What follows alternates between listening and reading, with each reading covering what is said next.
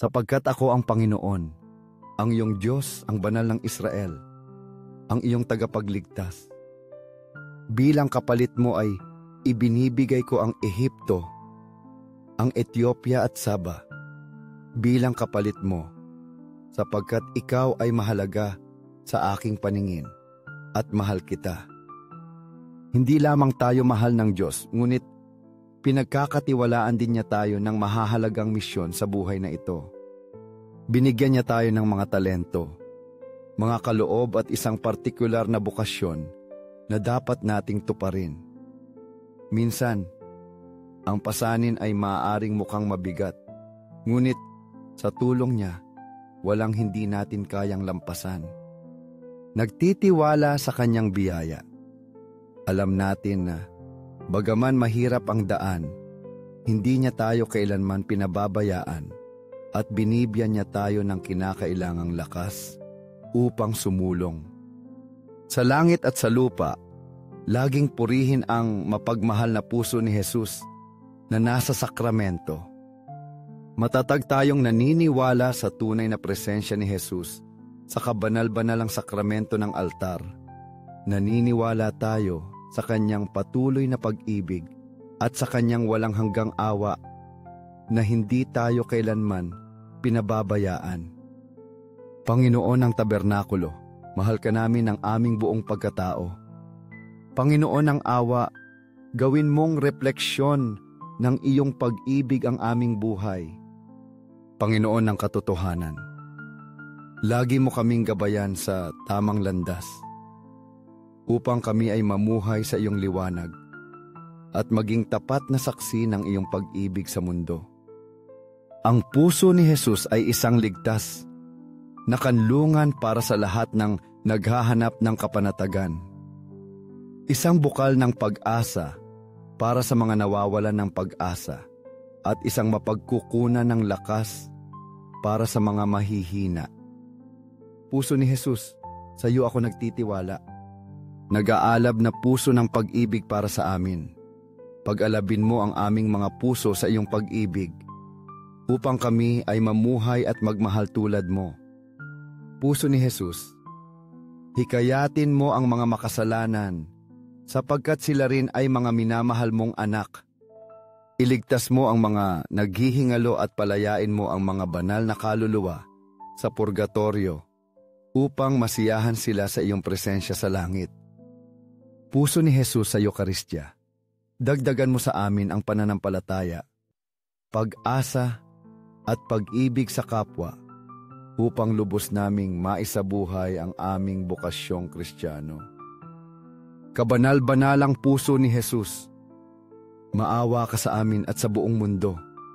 Matamis na puso ni Jesus, lagi kang maging aming kanlungan at aming lakas.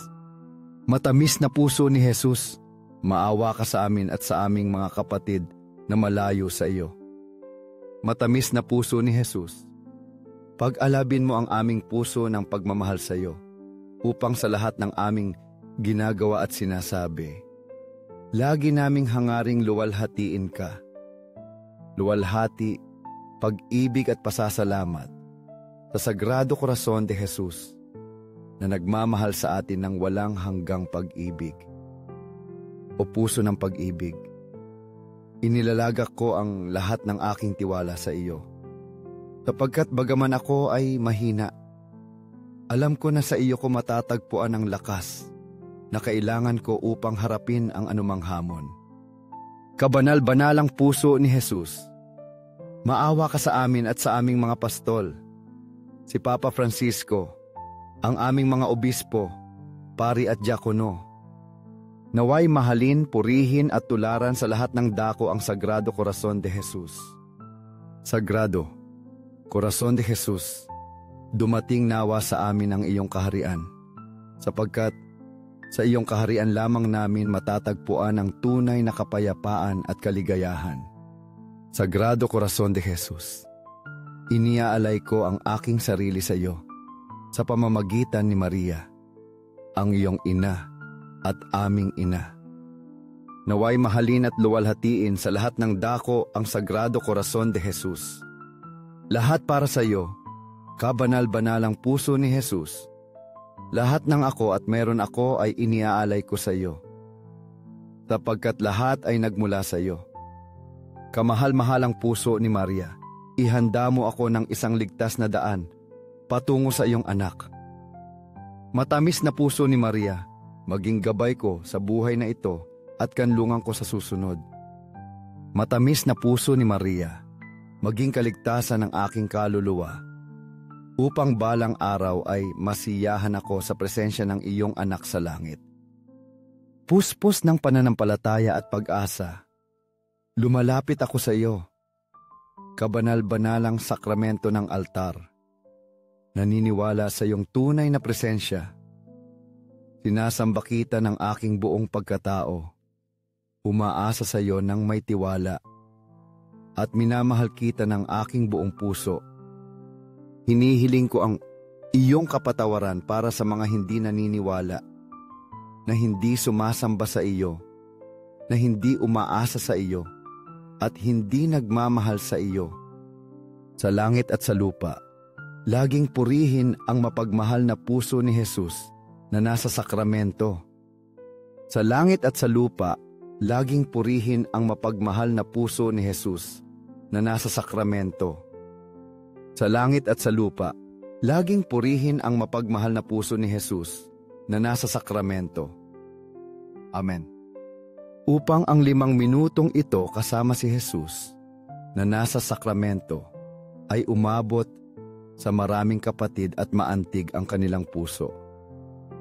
Inaanyayahan kita na mag-like, mag-iwan ng komento na may papuri kay Jesus o isang partikular na intensyon kung saan tayong lahat ay mananalangin. Mag-subscribe, magbahagi at i-activate ang kampanilya upang maabisuhan ka kapag muli tayong nanalangin ng 5 minuto kasama si Jesus na nasa sakramento. Salamat sa pagsama sa amin sa panalangin ito. Naway ang puso ni Jesus ay laging sumaiyo at sa lahat ng iyong mahal. 5 minutos kasama si Jesus sakramentado. Sa ngalan ng Ama, ng Anak at ng Espiritu Santo. Amen.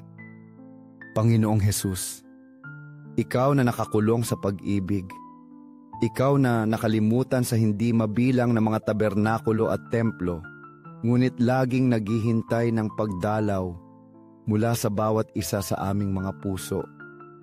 Ikaw na hindi kailanman napapagod na mahalin kami, isang pag-ibig na ibinibigay mo sa amin sa kabanal-banalang sakramento ng Eucharistia. Ikaw na laging nananabik sa aming pagiging malapit, umaasa sa isang gawa ng pag-ibig na tumutugon sa iyong walang hanggang pag-ibig. Panginoon, na naghihintay sa tabernakulo, palakasin mo ang aming pananampalataya. Panginoon, na ikaw ang bukal ng walang hanggang awa, gawin mo kaming mga taong maawain sa aming mga kapatid.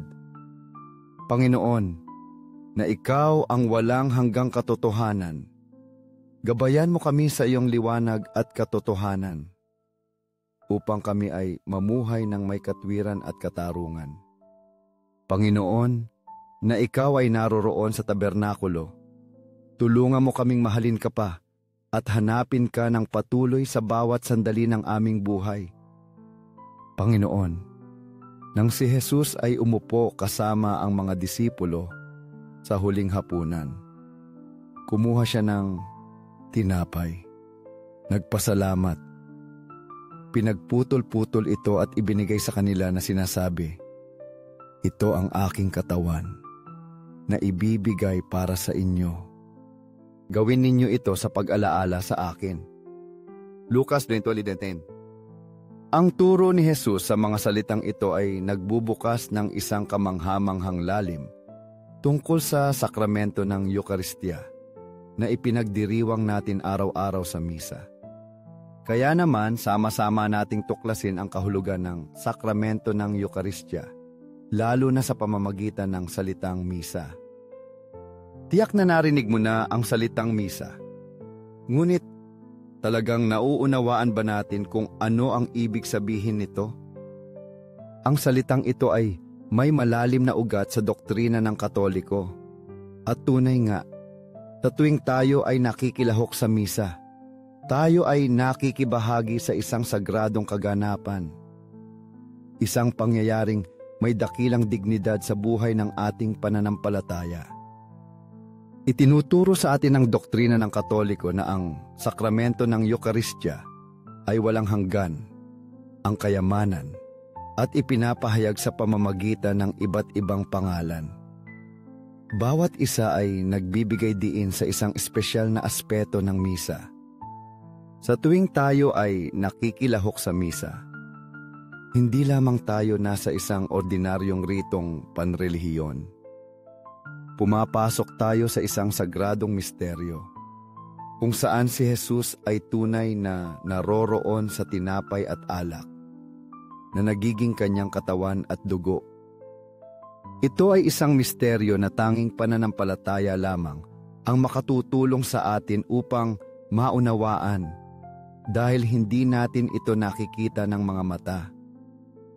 Makikilala lamang natin ang presensya ni Jesus sa tuwing tayo ay tumatanggap ng komunyon, kung saan tayo ay pinakakain ng kanyang sariling katawan at dugo, bilang isang walang humpay na bukal ng lakas na nagpapalakas sa atin sa ating landas ng pananampalataya. Kaya, ang pakikilahok sa misa ay isang pagkakataon para sa bawat isa sa atin na sariwain ang mga salita ni Jesus.